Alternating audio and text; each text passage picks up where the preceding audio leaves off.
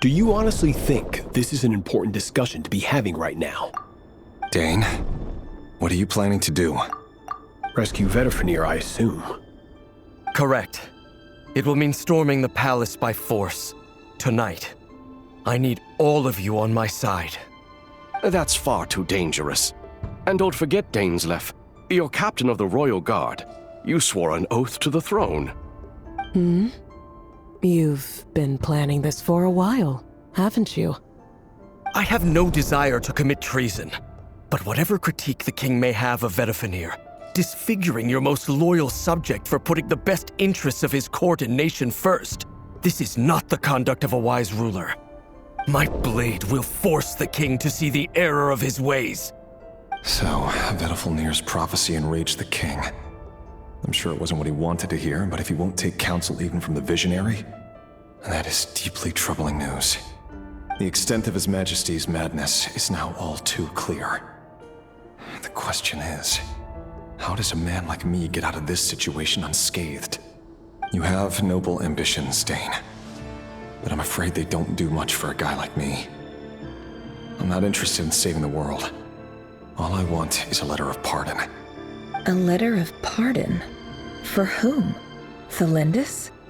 The chances of the Vinster King issuing a pardon for anyone connected to the Crimson Moon seem vanishingly slim.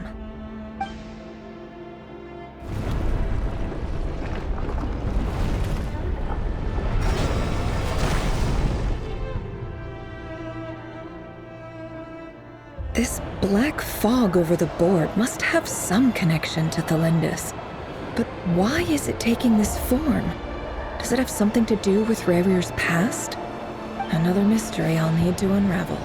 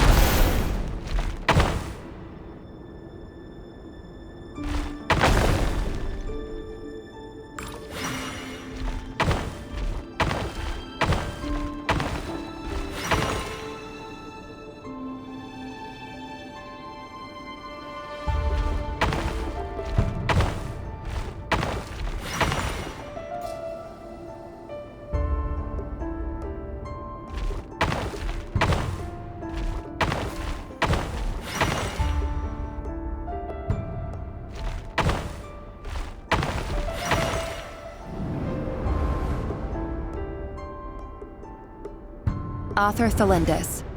Over the course of this week, the research object was subjected to interference for a total of 60 hours for experimental purposes. The results are as follows. Research dating back to the Crimson Moon Dynasty has established 2 points regarding moon marrow. Firstly, its origins have something to do with a god's power. Secondly, it serves as a portal to an as-yet indeterminate location. Moon marrow can thus be defined as a spatial gateway. However, there are a number of hurdles to overcome before we can answer the question of where it leads to. To start with, opening the gateway requires a specific power source, which the relevant literature indicates. An enormous amount of power is then required to keep the gate open. Currently, the total power output of our instruments remains in the single digits. To make matters worse, I am now the only staff member remaining in the Moon Marrow Lab. The Universitas Magistrorum recently decided to move most of its personnel into abyssal energy research. which has stymied all Crimson Moon-related projects. This is not a wise move. I have always maintained that placing all our hopes in a single source of power is risky, especially one as poorly understood as this, as well as making ourselves overly reliant on a single resource. We are neglecting other promising technologies. I apologize if this comes across as disrespectful, but as a Moon Marrow researcher, I desperately want to see the world beyond the gateway. If we really made it there one day, what would we find? And how would we go about taming the unknown? My imagination is endlessly fueled by questions such as these.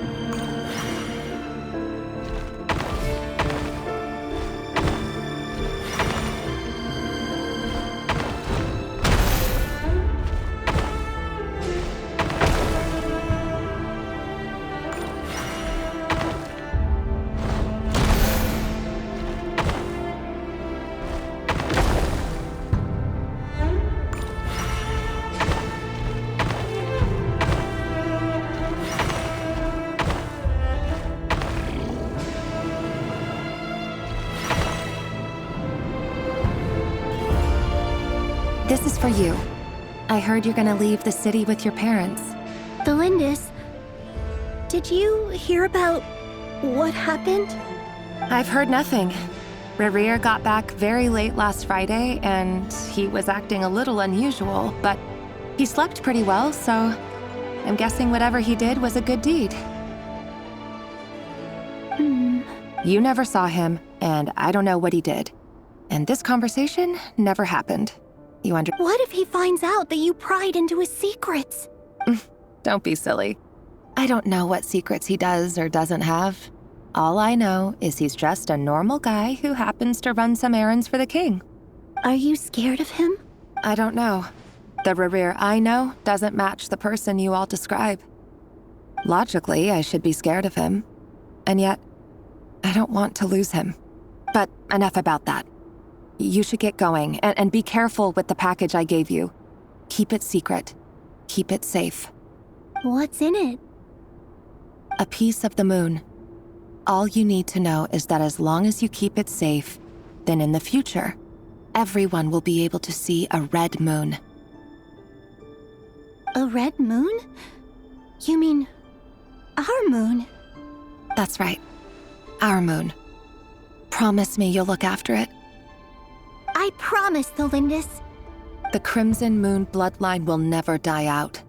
Its light, the color of blood, will become like a fire that flows in our veins, no matter how long it takes.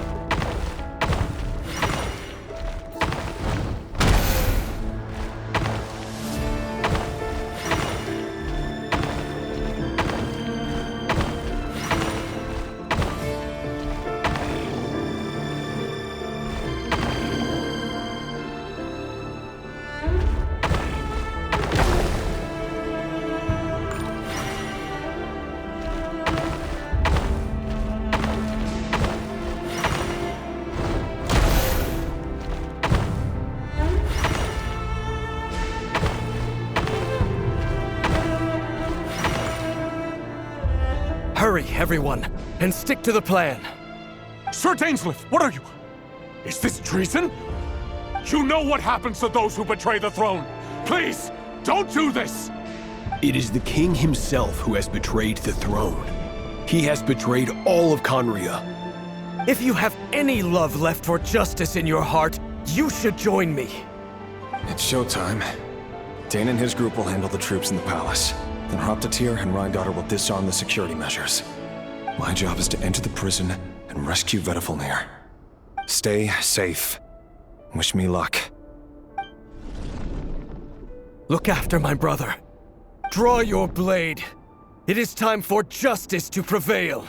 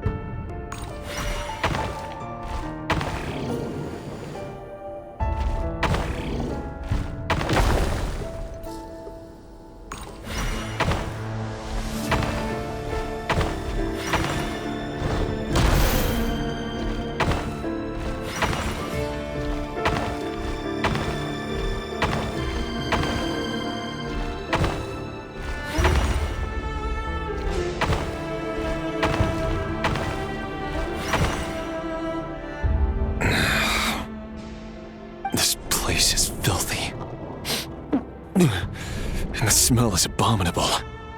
Clearly, the king doesn't allow his prisoners a single shred of dignity. This is dire. Found you. Hello, Mr. Vedifalnir. It's you. Surprised? Oh, wait. I guess surprise isn't an emotion that prophets feel very often. I certainly felt some surprise in the moment when I was blinded. Surprise at the king's sheer ignorance. Surprise at just how unfairly this world responds to words of earnest remonstration. I'm curious. What did you prophesize this time? It wasn't a prophecy. It was a word of warning. Someone had to say it. The king has forsaken all reason in pursuit of his obsessions. I simply told him that if he continues on this path, Conria will surely fall. But he didn't listen. Worse still, he stabbed you in both eyes and locked you away. Dane asked for my help. The court is in complete chaos now, but I'm sure you predicted that. Everything is transpiring as I foresaw, yet I am powerless to change it. Fate is an immutable force. I can but lament as the inevitable unfolds. I do wonder whether giving a man the power to see the future does nothing more for him than slowly crush his spirit. Forgive my curtness, Vedifalnir, but the king did not suddenly turn on you today. His suspicions have been brewing for a long time. You can't have wisdom beyond the reach of your fellow man without attracting his fear and suspicion. There are things the king does not want to see. So, he doesn't want you having visions of them either. He blinded you because he thought this would make the visions stop. He wasn't entirely wrong. I did indeed lose my power to see the future. Right up until... Until what? Just now. I believe I saw something new. Well, tonight could go a lot of different ways. 5 of us banded together to storm the palace, also we could rescue you. This will go down as the most tumultuous day in Conrian history. I sense hatred in you, but also hope. A desperate hope that with the tyrant deposed, that will be the end of the story. But this is not the end. It is the beginning of a new chapter, in a whole new story. There are many men of honor and courage in this world, Rerir. But you are not one of them. You're not here for justice, are you? You're here for yourself. Is that a dagger? Interesting. Why not the polearm? It was always your weapon of choice. With your abilities, I don't doubt that you were able to recover some of your sight. But I also doubt that you want to make an enemy of me right now. Of course not. We're on the same side, aren't we? We could be. But I need you to be honest with me, Vedafilnir. At this point, you're my only hope for the future. You mean your future? With your beloved, Thelindis? Yes. And I know there are bigger things at stake here. A dynasty, a nation, maybe the entire world. But forgive me, I care first and foremost about myself. I can't abandon the one I love to save myself. I just can't do it. But you see a broader picture of the future than I. You see the solutions to the biggest problems of our age. So tell me, what is my solution? What's the answer? In matters of fate, answers are either right or wrong. What will be and what will not. Maybe you are willing to pay a certain price in the pursuit of happiness, but unfortunately, fate does not negotiate.